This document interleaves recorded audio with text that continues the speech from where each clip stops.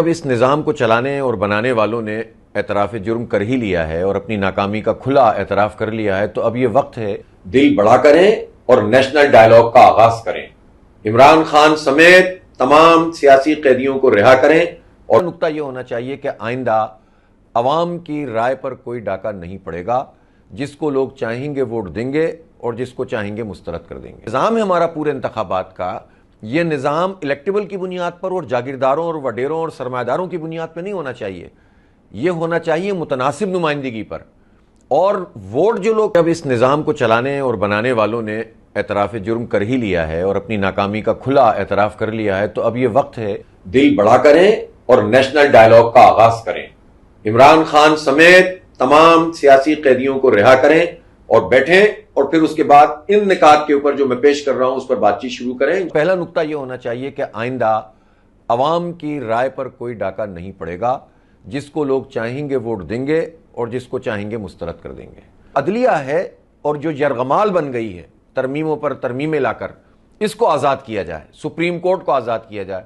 اس وقت تو صورتحال یہ ہے کہ فرمائشی پروگرام ہوتا ہے کہ کراچی آ کر ایک صاحب ملتے ہیں، وہ کہتے ہیں میرے 2 جج لگا دو، پھر اس کے بعد رائے ونڈ جا کر ملتے ہیں، وہ کہتے ہیں میرے 2 جج لگا دو۔ تو یہ لوگوں کے جج نہیں ہونے چاہیے، یہ وہ لوگ ہونے چاہیے جو میرٹ کی بنیاد پر ہوں اور وہ میرٹ ڈیفائنڈ ہو۔ یہ جو نظام ہے ہمارا پورے انتخابات کا، یہ نظام الیکٹیبل کی بنیاد پر اور جاگیرداروں اور وڈیروں اور سرمایہ داروں کی بنیاد پہ نہیں ہونا چاہیے، یہ ہونا چاہیے متناسب نمائندگی پر۔ اور ووٹ جو لوگ کاسٹ کریں وہ ووٹ پارٹی کو اور پارٹی کے منشور کو اور پارٹی کے امیدواروں کی جو ایک کلیکٹیو لسٹ ہے اس کو ووٹ ڈالیں گے۔ منشور دیکھیں گے، وہ لسٹ دیکھیں گے، ان کی کریڈیبلٹی دیکھیں گے اور ووٹ کاسٹ کریں گے۔ یہ نہیں ہوگا کہ ہمارے مقامی علاقے کا جاگیردار یہ ہے، وڈیرا یہ ہے، سرمایہ دار یہ ہے، برادری یہ ہے، تو اس کی بنیاد پر جو ہے پورا الیکشن ہو۔ یہ خاندانی نظام اب ختم ہونا چاہیے، جینون جمہوریت پارٹیوں کے اندر ہونی چاہیے۔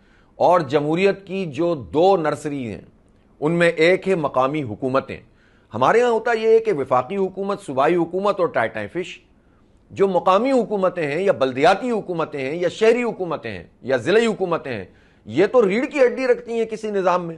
جب آپ ان کو بااختیاری نہیں بناتے، ان کو پیسے ہی فراہم نہیں کرتے، ان کے الیکشن ہی نہیں کراتے اور 10 سال 15 سال قبضہ کر کے رکھتے ہیں، تو اس کے نتیجے میں جو اختیار ہے وہ بھی منتقل نہیں ہوتا، پیسہ بھی منتقل نہیں ہوتا، اور انتظامی معاملات بھی جو ہے بگڑ جاتے ہیں۔ تو اس لیے آئین میں ایک چیپٹر ہونا چاہیے کہ جس طرح وفاقی حکومت ہے، صوبائی حکومت ہے، اسی طرح بلدیاتی حکومت۔ یہ ہوگا تو بہت سارے مسئلے ہو جائیں گے۔ جہاں تک انتظامی معاملہ ہے اور انتظامی تقسیم کا معاملہ ہے، تو یہ تو ہمیشہ اوپن ہوتا ہے۔ کسی بھی ملک کو انتظامی بنیادوں پر تقسیم کیا جا سکتا ہے اور اس پہ اتفاق رائے پیدا کر کے انتظامی یونٹ بڑھائے جا سکتے ہیں، اس میں تو کوئی مسئلہ نہیں ہے۔ لیکن جب آپ جو چیز آئین میں پہلے سے موجود ہے اس کو پریکٹس نہ کریں اور نئی چیز کی طرف جائیں گے تو ظاہر ہے پھر اس میں تو کیوس ہوگا۔ جس بات کی ضرورت ہے وہ یہ ہے کہ بلوچستان کے مسئلے کو، خیبر پختونخوا کے مسئلے کو اور آزاد جموں و کشمیر کے مسئلے کو ایڈریس کرنے کے لیے تمام سیاسی جماعتوں اور اسٹیک ہولڈرز پر مشتمل ایک بہت بڑا جرگہ بننا چاہیے، کمیشن بننا چاہیے، ایک کانفرنس تشکیل پانی چاہیے، اور اس کے ذمے یہ لگے کہ کیسے ان مسائل کو ایڈریس کیا جائے گا۔ ابھی تو ہم سنگل ٹریک چلتے ہیں، دہشت گردی ہوتی ہے اور اس کے قلعہ کے لیے کائنیٹک ایکشن کیا جاتا ہے، پلان بنتے ہیں، اس پر عمل درآمد نہیں ہوتا۔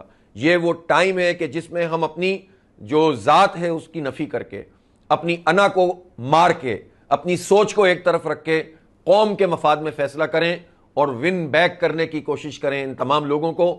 یہ پاکستان انشاءاللہ بہت فلورش کر سکتا ہے، بہت آگے بڑھ سکتا ہے۔ ہمارے پاس جو منرلز ہیں اس کی بھی پالیسی ہونی چاہیے۔ ہمارے پاس گیس کے جو ذخائر موجود ہیں اس کی ایکسپلوریشن نہیں ہو رہی، اور بہت اہم بات یہ ہے کہ پاک ایران گیس پائپ لائن پر اب کام شروع ہو جانا چاہیے، جو پہلے ہی بہت اوور ڈیو ہے۔ اسی طرح جب تک آپ انرجی یا آپ یوٹیلیٹیز کو سستا نہیں کریں گے تو انڈسٹری کیسے آگے بڑھے گی؟ آپ کو پیٹرول سستا کرنا پڑے گا، آپ کو گیس سستی کرنی پڑے گی، اور آپ کو بجلی سستی کرنی پڑے گی۔ اس نیشنل ڈائیلاگ کا ایجنڈا یہ ہونا چاہیے کہ غریب، مڈل کلاس، امیر، سب کے لیے ایک نظام ہوگا، سب کو ایکول اپورچونٹی ملیں گی، آئی ٹی کے حوالے سے بھی برابر کے مواقع ملیں گے اور دیگر تعلیم بھی برابر کی ہوگی، اور اس کی بنیاد پر پھر لوگ پڑھیں گے اور آگے بڑھیں گے، دولت کی بنیاد پر نہیں پڑھیں گے۔ آنے والے دنوں میں جو ایک بہت بڑا انقلاب ہے جو تقریباً پروسیس میں ہے وہ ہے اے آئی کا انقلاب۔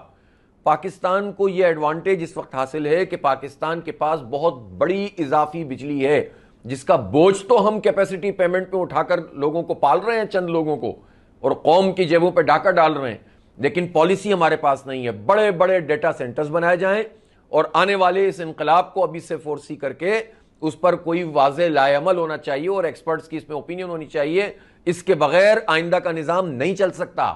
آپ جتنی بھی باتیں کر لیں، اگر ہم نے ٹیکنالوجی کو اور ڈیجیٹل کمیونیکیشن کو اور آئی ٹی کو اور اے آئی کو نظر انداز کیا تو ہم کچھ بھی نہیں کر سکیں گے۔ زراعت ہماری بیک بون ہے۔ اب آپ مجھے بتائیے کہ اس وقت زراعت میں ہم نیچے چلتے چلے جا رہے ہیں۔ اس میں جو بہت انقلابی قدم اٹھانے کی ضرورت ہوگی اور جو نیشنل ڈائیلاگ کا ایک ایجنڈا ہونا چاہیے وہ یہ ہے کہ اب یہ جاگیرداری نظام جو پرانا فرسودہ نظام ہے، اگرچہ کہ وہ جاگیردار اور خاندان تھوڑے رہ گئے ہیں، لیکن ان کے پاس ابھی بھی نہ صرف زمینیں بڑی بڑی ہیں جس میں وہ سب میں کام بھی نہیں کرتے، بے آباد بھی رکھتے ہیں، اور جن کو آباد بھی رکھتے ہیں تو اس کو اپنی سماجی اور سیاسی پوزیشن کے لیے استعمال کرتے ہیں۔ اور پھر ایک دوسری بات آتی ہے کہ جناب ہم کارپوریٹ فارمنگ کر دیں۔ کارپوریٹ فارمنگ مسئلے کا حل نہیں ہے، کوآپریٹ فارمنگ مسئلے کا حل ہے۔ اور کوآپریٹ فارمنگ میں کیا ہوتا ہے؟ جو کاشتکار ہوتا ہے وہ بھی، کسان ہوتا ہے وہ بھی، حکومت اور یہ جو مڈل مین یا آڑتی جنہیں کہتے ہیں، یہ سب اسٹیک ہولڈر ہوتے ہیں، اور جو فصل ہوتی ہے اس میں سب کی شیئرنگ ہوتی ہے۔